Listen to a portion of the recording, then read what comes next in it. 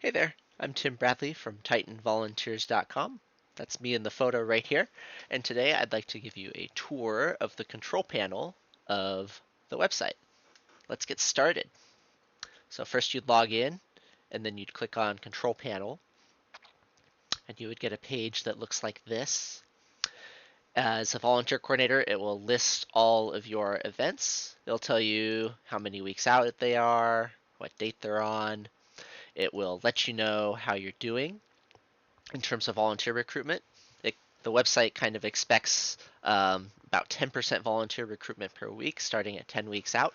So it'll give you a color-coded um, status indicator here, whether you're above target or below target. Green is good, means you don't have to focus on that event that week for volunteer recruitment.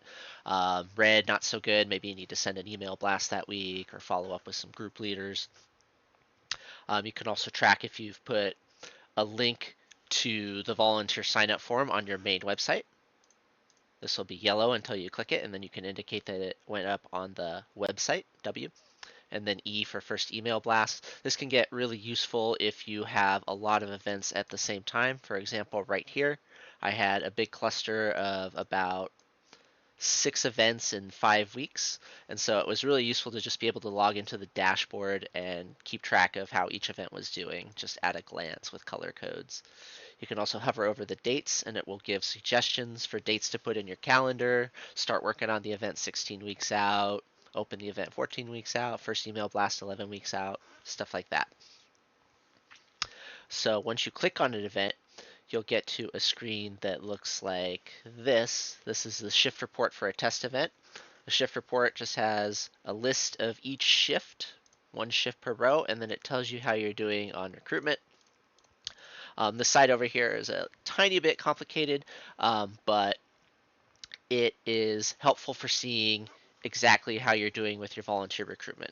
Basically, you have 2 color-coded columns. This color-coded column on the right tells you what your percentage is of filling up that shift, including all the groups and group estimates. On this website, groups can create their own groups and they can reserve spots. They can say exactly how many spots they want to reserve. And this is a really big time saver for volunteer coordinators. So that number, including those estimates, will show up in this column. And then as you get closer to your event, maybe a couple weeks out, you want to start paying more attention to this other column because this also keeps track of how many group members have signed up. That way you know that your groups are starting their sign up process. They're starting to fill those shifts that they promised.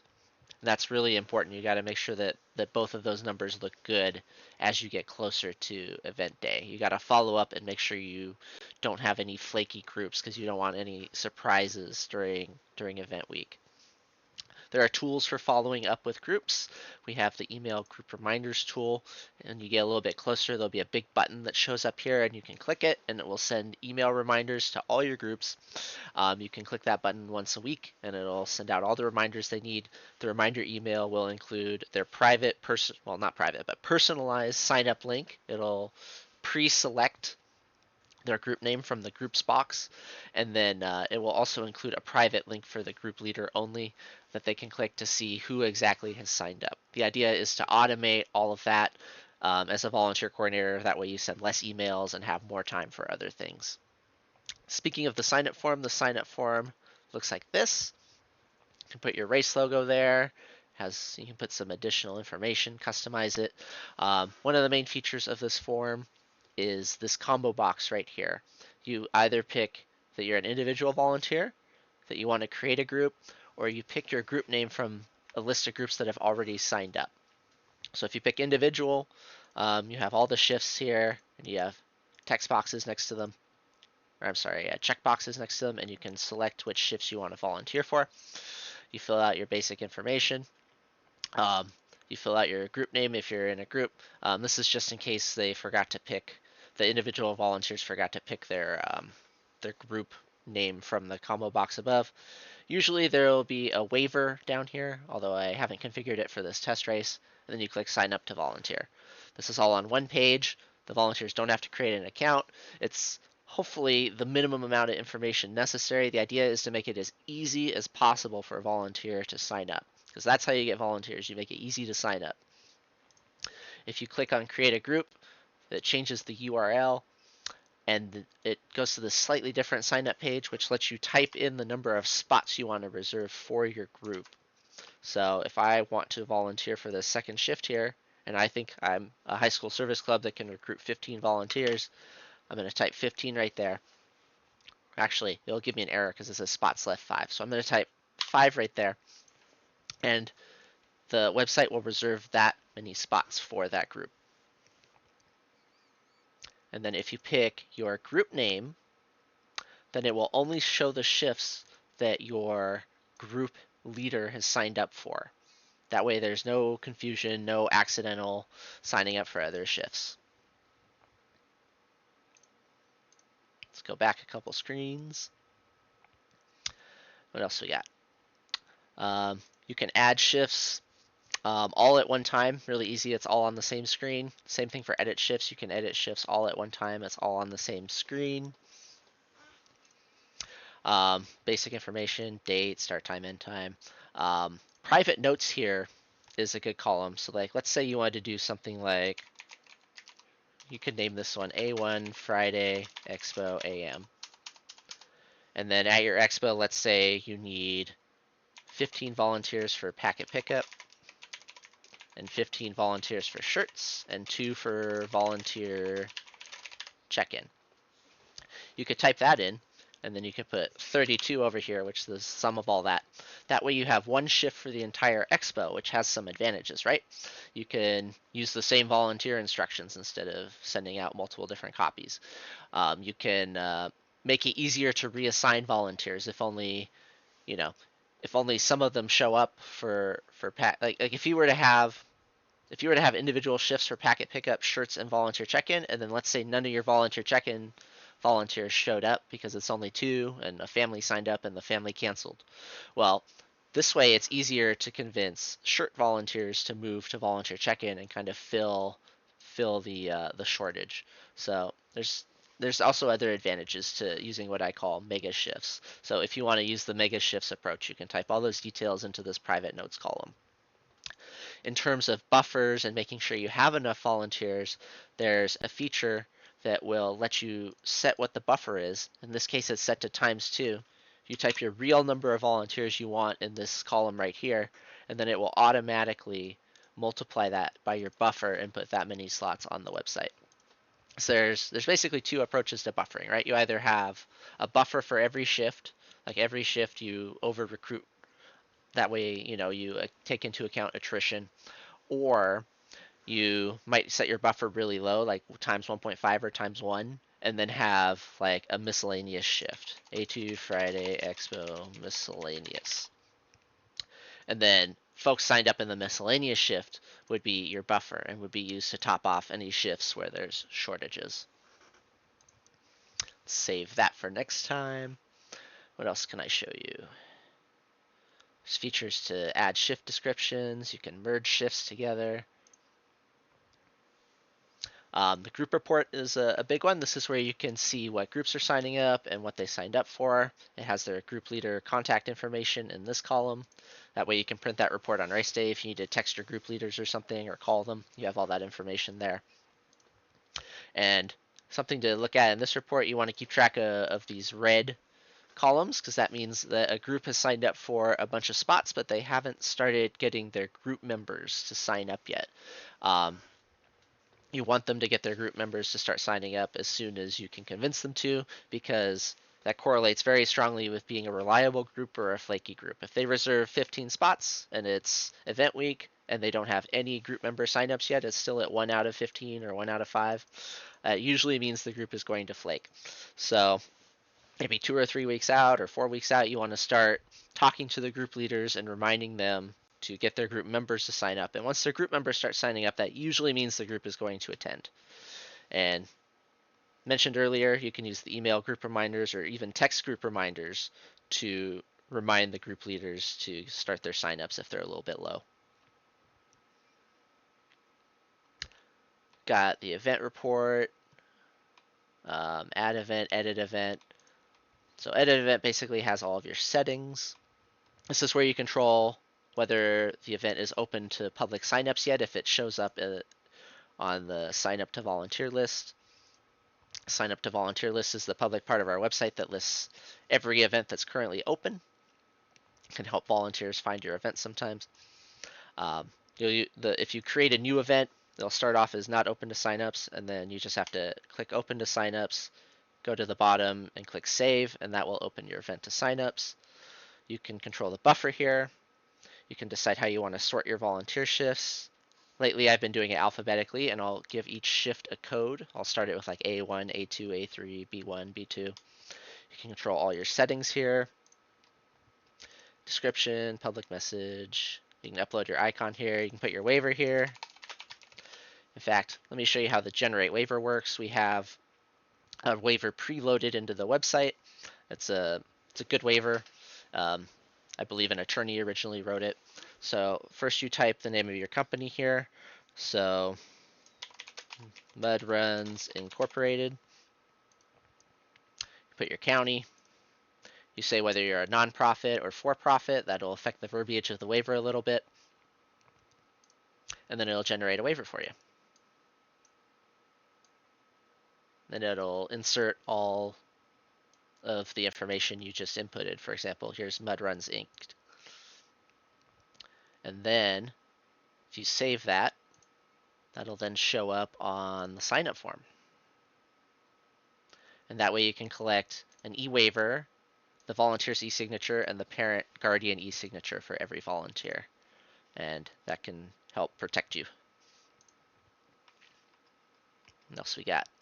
Duplicate events, a great feature. Once you get, you might spend your first year programming everything into the website. It might take a little bit of time to add all the shifts. The second year, though, all of that is solved. All you have to do is go to this duplicate event screen, make sure the date's correct, and then click duplicate event, and it'll automatically copy over all the shifts and it'll adjust the dates for you. Volunteers, you can view the volunteer list. You can click on the volunteer to edit them. Got pretty much everything you need here. You can email them again, you can delete them. There's a volunteer search. You can export all of your volunteers to an Excel file. You can view custom fields. Still working on that feature a little bit. If you need any help with that, you can email me and I will set that up for you. Got sign up links. These are different links that you can put on your event website, in your email blasts. Depending on which link you pick, it will pre-select whether they're an individual or a group leader. Each of these links has an R at the end for tracking, and depending on which link the volunteer signs up with, it'll show up in your sign up sources report. This isn't a good example, but once it's more filled out, you'll have the count and it has like a little bar graph. It tells you exactly where your volunteers are coming from. That way you can track if a certain email campaign or a certain incentive campaign is working really well or if it's not working that well. It's good email features. We talked about emailing group reminders. This one's a big one. Volunteer instructions emailer. You can just take a file, drag it into the corresponding box that will automatically upload it. You can do the same thing for a parking pass. This Friday Expo AM, these already have some uploaded here. But these ones where it's blank, says drop files to upload, you just drop them in. Each shift has its own row, so you'll want to do it for each shift. And what that'll do is it'll send a slightly different email to each volunteer depending on what shift they signed up for, and it will include your volunteer instructions PDF or your vehicle pass Word document. That way they can read them, they can print them, whatever they need. This can save a lot of time for big races with a lot of shifts and a lot of different check-in locations. Like let's say you're a marathon and you have 15 water stations, and each one of those water stations has a different set of directions and maps for how to get to that water station. You just drag and drop your 15 volunteer instructions, PDFs or Word documents, and then you can go to the in-queue screen. You click add emails to queue after you check them over and make sure you like how they look. And then you go to the send screen and you click send emails in queue, and that will take care of all that for you. It could save you on a big marathon with a lot of different check-in locations. It could save you like 10 hours, where previously you might have had to do that manually. You might have had to go into Microsoft Outlook and make emails and copy paste like 60 email addresses at a time into the BCC address line. Like, it's all automated. We got you covered. You can pull lists of emails really easily for importing into third-party email blast software. So when the event's over, I usually visit this screen and I'll put all the volunteers into a list for that county or that event. And then this one is for volunteers that didn't cancel. You could use that to make a thank you email list. And then this last column is for group leaders. You can use that and put it into a group leader list. What else we got? Got a printout section, have sign-in sheets. So automatically make your sign-in sheets using the waiver text you generated. You can click view and print sign-in sheets. Control print to see what it looks like.